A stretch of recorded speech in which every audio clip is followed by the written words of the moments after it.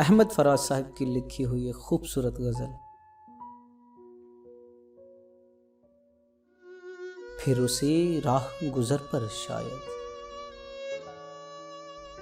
फिर उसी राह गुज़र पर शायद हम कभी मिल सकें, मगर शायद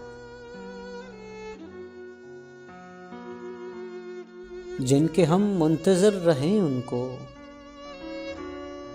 जिनके हम मुंतज़िर रहें उनको मिल गए और हम सफ़र शायद।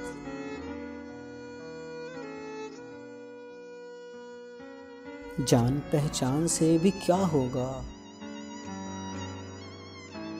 जान पहचान से भी क्या होगा, फिर भी ऐ दोस्त गौर कर शायद।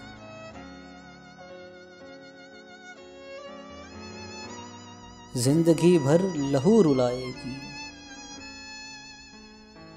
याद याराने बेखबर शायद।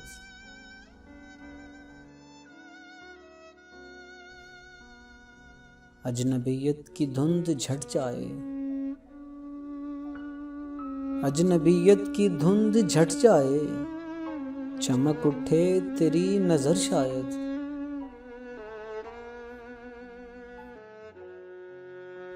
जो भी बिछड़े हैं कब मिले हैं फराज,